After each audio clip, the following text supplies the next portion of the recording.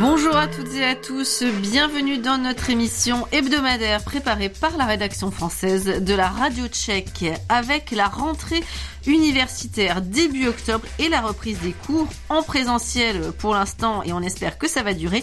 Qu'en est-il des étudiants Erasmus de plus en plus nombreux avant la pandémie à se rendre en République tchèque? Comment vivent-ils cette rentrée? Forcément pas comme les autres. Reportage en début d'émission avant d'évoquer un nouveau film d'animation tchèque. Ça s'appelle Ma famille afghane. Le film sort cette semaine sur les écrans tchèques et il représentera la République tchèque aux Oscars dans la catégorie film d'animation. Bonne écoute de ce programme.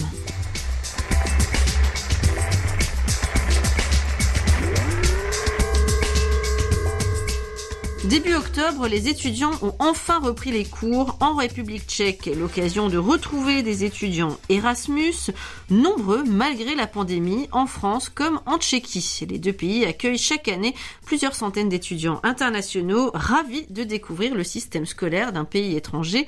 Un sujet de Zoé Samin et Charlotte Amroni. En 2019, selon la Commission européenne, 1511 étudiants français sont venus en République tchèque dans le cadre du programme Erasmus. La France était quant à elle la deuxième destination privilégiée par les étudiants tchèques en 2019, d'après la Maison de la coopération internationale à Prague.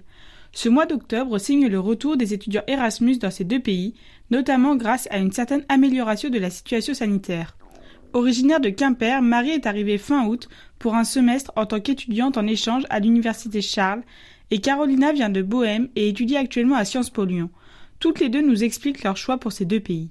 Alors, j'ai choisi de venir en République tchèque parce que c'est un pays d'Europe centrale et que je voulais visiter l'Europe centrale et l'Europe de l'Est et que c'est un pays qui est au centre de l'Europe de l'Est, que les voyages pour aller autour dans les grandes capitales de l'Europe sont pas chers et que c'était un pays que je connaissais pas et que j'avais envie de découvrir.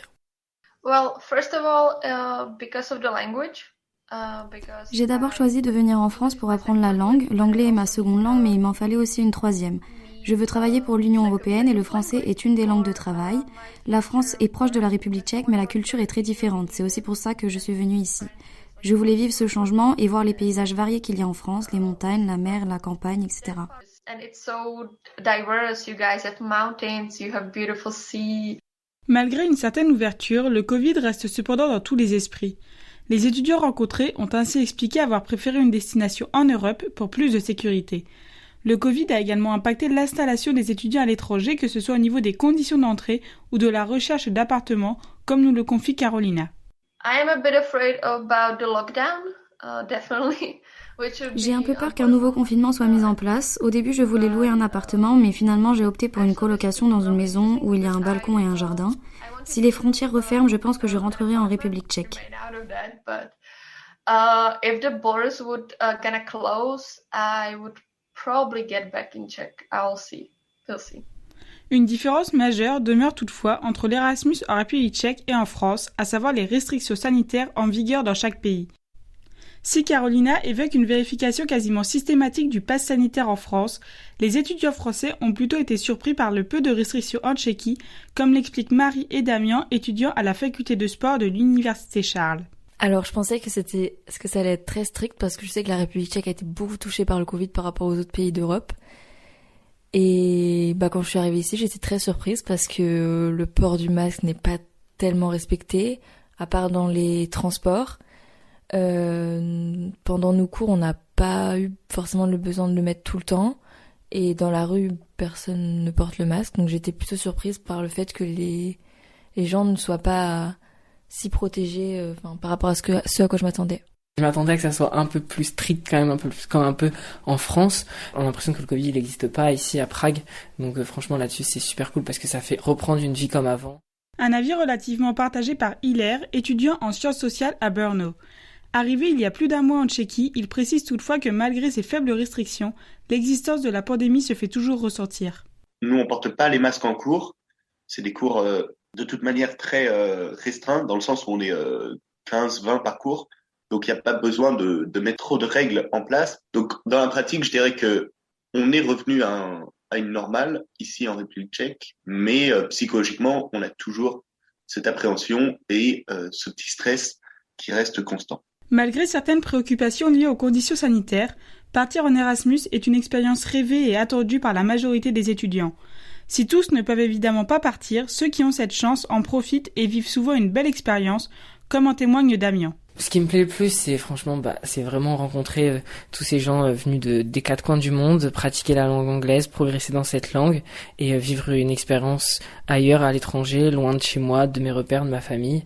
Et partir à l'aventure et découvrir un nouveau pays, une nouvelle ville et des nouveaux gens. Durant le cursus universitaire, l'année effectuée à l'étranger est effectivement l'occasion de découvertes en tout genre, et les étudiants interrogés évoquent les principales différences qu'ils ont remarquées entre les deux pays.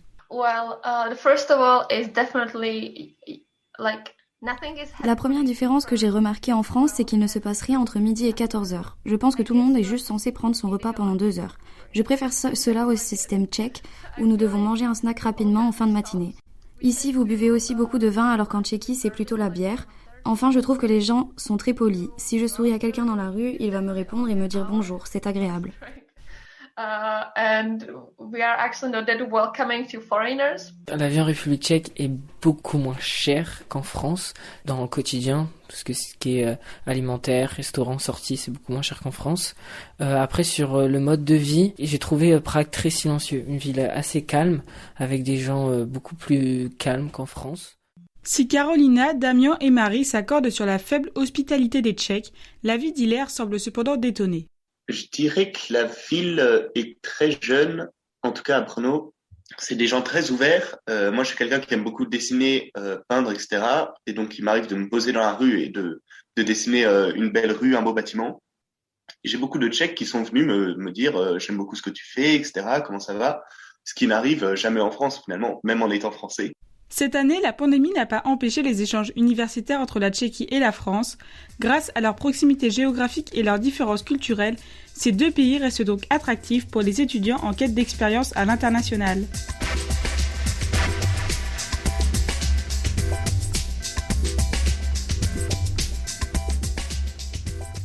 Hera est une jeune femme d'origine tchèque qui, par amour, décide de tout quitter pour suivre en Afghanistan celui qui deviendra son mari, Nazir.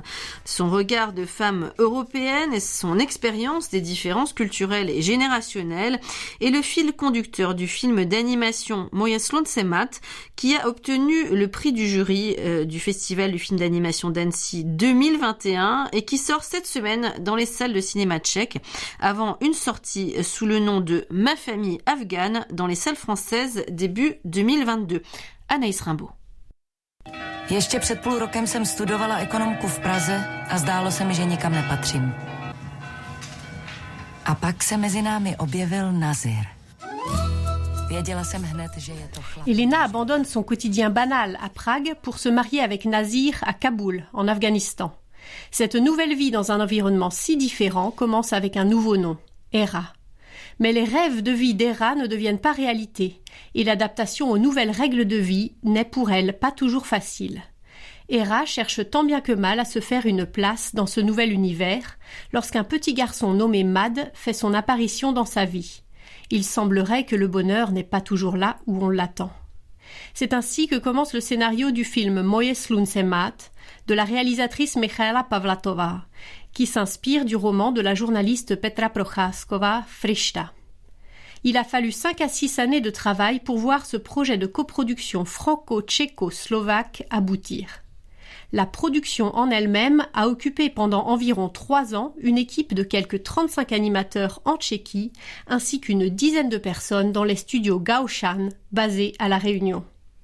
L'un des producteurs tchèques, Petr Oukropec, de la société de production Négative, voyait comme une évidence le travail en coproduction avec la société française Sacre Bleu, avec laquelle il avait déjà travaillé sur le court-métrage animé de Michaela Pavlatova, Tram, qui avait obtenu en 2012 le cristal du meilleur court-métrage d'animation au Festival d'Annecy. En effet, ce nouveau projet de long-métrage impliquait des compétences plus importantes, et Petr Oukropec fait remarquer que non seulement les Français sont plus expérimentés en la matière, mais aussi qu'il existe en France un véritable marché des films d'animation. D'ailleurs, après sa sortie le 21 octobre en République tchèque, le film Ma famille afghane sortira dans les salles françaises dès début 2022. Dans l'Hexagone, les spectateurs les plus impatients pourront toutefois voir le film dès novembre à Nantes, dans le cadre du Festival des 3 continents. Si la situation en Afghanistan fait imprévisiblement de ce film d'animation un sujet très actuel, la réalisatrice Michaela Pavlátova rappelle que c'est dès 2004 que l'autrice avait écrit le roman dont le film est adapté. De plus, pour elle, ce film est avant tout à propos d'une histoire de famille. Même s'il est évident qu'un film qui a lieu dans un environnement aussi agité et dangereux que l'Afghanistan a forcément un sens politique. La vie là-bas est infiniment plus influencée par les événements extérieurs. L'autrice du roman Frišta, Petra Procházková, est une journaliste tchèque connue notamment pour ses reportages et son engagement humanitaire en Afghanistan, ainsi que dans les zones de guerre du Caucase auxquelles l'écroulement de l'URSS a donné naissance. Si elle a donc une expérience personnelle et professionnelle de l'Afghanistan, Petra Procházková précise cependant que le roman Frišta n'est pas une autobiographie. Ta kniha, která byla samozřejmě první na světě, tak Le livre est le résultat de plusieurs de mes expériences, mais il n'a pas grand-chose d'une autobiographie. Il se compose de nombreuses histoires de mes amis, proches et parentes. Pour le film, l'histoire a dû être condensée, les petites histoires parallèles ont été élaguées. Les changements les plus importants entre le livre et le film sont survenus au niveau du personnage principal. De russe, elle est devenue tchèque, et donc beaucoup de gens ont commencé à penser qu'il s'agissait de moi, plus qu'avec le livre. Le seul personnage authentique et réel du livre, c'est le grand-père. C'est incroyable, mais Michaela est parvenue à le dessiner de façon très fidèle à la réalité. Nevím, jak je to možné, ale Michala ho i věrně nakreslila. On takhle fakt vypadal. La différence la plus importante entre le livre de Petra Procházková et le film de Michaela Pavlátova est donc la nationalité du personnage central. En effet, si Elena est russe dans le roman, elle est tchèque dans le film. Michaela Pavlátova explique en quoi cette modification proposée par l'auteur de l'adaptation ne lui semble pas importante en soi.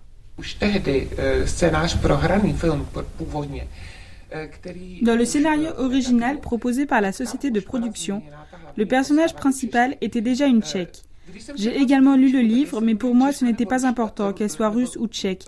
Ce qui était important, c'était qu'elle soit originaire de nos contrées au sens large, qu'elle vienne du monde occidental et qu'elle commente ses expériences sur la base de sa connaissance de la société occidentale. Il faut préciser qu'à travers le regard de l'héroïne, il s'agit de notre regard de Tchèque sur l'Afghanistan. Certains objecteront peut-être que la vie est beaucoup plus dure, plus terrible là-bas. On a reproché au film d'être un peu trop comme un conte de fées. En même temps, ce film n'a pas pour objectif de montrer l'Afghanistan, mais il vise à montrer l'expérience qu'en a l'héroïne tchèque, d'où une certaine simplification. český ženský, která tam přijde. Takže z toho pramení i určitý zjednodušení. Michaela Pavlátova n'a pas réalisé uniquement des films d'animation, mais c'est ce type de création qui est la plus naturelle pour elle et qui lui procure le plus de plaisir. Ce qui a motivé son choix du récit adapté du roman Frišta, c'est qu'elle voulait une histoire avec une femme intéressante et forte en tant que personnage principal. De plus, elle voulait prouver que le cinéma d'animation pouvait être utilisé même pour raconter des histoires complexes, avec plusieurs niveaux, comme dans un film classique. Élément qui mérite également d'être noté, le film existe non seulement en version tchèque, mais aussi en version internationale, pour laquelle le doublage de chacun des personnages a été réalisé par un seul et même acteur dans les différentes langues du film. Michaela Pavlátova. I v té mezinárodní verzi, kde teda postavy mluví těma jazykama, jakými by mluvili ve skutečnosti. Dans la version internationale, chaque personnage parle la langue qu'il parlerait en vrai. Et donc, on entend de l'anglais, du tchèque, du mauvais anglais, du mauvais tchèque, du bon dari, du mauvais dari, en fonction de si la personne parle sa langue maternelle ou non. Personnellement, je n'ai pas de préférence entre les deux versions. La version tchèque a également des sons, des voix afghanes, au marché, à l'école, etc. Il confère une atmosphère afghane au film, même si les dialogues sont en tchèque, ce qui est plus facile à suivre pour le spectateur tchèque. En ce qui concerne les graphismes du film Moje slunce mat, Michaela Pavlátova explique qu'elle avait tout d'abord créé des personnages très stylisés, car c'est le style d'illustration qui lui est proche, mais elle a craint qu'ils ne soient pas vraiment crédibles aux yeux des spectateurs. Elle a donc essayé de les rendre plus réalistes, mais ce n'était plus vraiment son style et cela s'est avéré très difficile à animer. Le résultat final est donc un compromis entre stylisation et réalisme.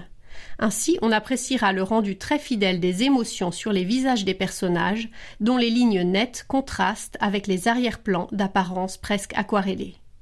De par leur richesse et leur complexité, les personnages de Moes Lunsemat méritent d'ailleurs qu'on s'y arrête quelques instants. Loin des classiques dessins animés contes de fées manichéens, dans ce film, personne n'est tout noir ni tout blanc.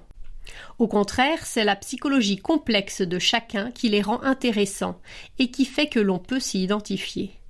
Ainsi, le grand-père, qui aime se présenter comme progressiste et ouvert d'esprit, cache pourtant aux Américains que les femmes de la famille sont enfermées loin de leur regard. Hera, elle, est tour à tour forte et soumise, rebelle et tolérante. Quant à son mari, Nazir, il est partagé entre les valeurs traditionnalistes liées à sa culture et la fierté qu'il ressent pour sa femme européenne. Jmenuje se Mohammad, nikoho nemá. Máš prorokovo jméno, synu. To je dar. Le petit garçon qui devient le fils adoptif d'Hera et de Nazir, Mat, est sans doute le personnage le plus pur de tous. Avec sa sagesse d'un autre âge, il joue un rôle de médiateur dans la famille afghane d'Hera. De par sa différence, il semble venu d'un autre monde, tout comme Hera. Tout comme elle, d'ailleurs, il a du mal à y trouver sa place, et c'est ce qui les rapproche. Mat est extrêmement touchant, comme nous le dit Petra, une jeune Tchèque qui a déjà eu l'occasion de voir le film Moes Lunsemat. Ma personnage préférée, c'était Mat, je pense, parce qu'elle est mignonne, elle est aussi ouverte et honnête. Il a bon caractère. J'aime sa personnage. Et oui, j'aimais qu'ils ont montré dans le film la vie comme c'est, je peux imaginer en réalité, comme ça c'est en réalité là-bas. Donc les problèmes, la société, les valeurs culturelles ou sociales là-bas, et comment ça c'est différent à la culture européenne par exemple. Donc c'est ce que j'aimais. Mettant en évidence le respect et l'acceptation de ce qui est autre au sens large, mais aussi la difficulté de mettre en pratique la tolérance de l'autre en dépit des convictions et expériences personnelles, ce film se veut une leçon de valeur universelle, selon Michaela Pavlátova. Já bych ráda, aby to fungovalo dál, aby ten film hovořil svýma emocemi. Ce que j'aimerais, c'est que ce film continue, avec ses émotions, à prouver que les films d'animation ne sont pas forcément uniquement pour les enfants et ne doivent pas nécessairement finir bien. Et plus important encore, pour moi et pour tous, ça serait que les gens réalisent que dans d'autres endroits du monde vivent des gens qui nous ressemblent d'une façon ou d'une autre, bien plus qu'on ne le pense. Que la famille, la communauté et l'amour, ce sont des valeurs partagées par bien d'autres nations. Jako tu sdílí i jiné národy. Víte, jaká je moje největší výhoda? Že mě nikdo nechce, kromě vás.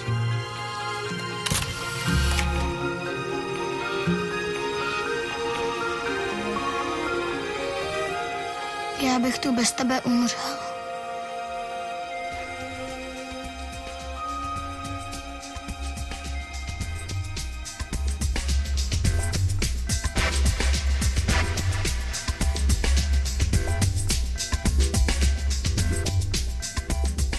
Et à noter que ce film, Moes Lunsemat, ma famille afghane en français, représentera la République tchèque aux Oscars dans la catégorie film d'animation. C'est la fin de cette émission préparée par la rédaction française de la radio tchèque. L'actu tchèque en français, c'est également sur les réseaux sociaux. Je vous invite vivement à consulter notre compte Twitter ou encore notre page Facebook. Merci à toutes et à tous de votre fidélité. Bon vent à la semaine prochaine. Ahoy!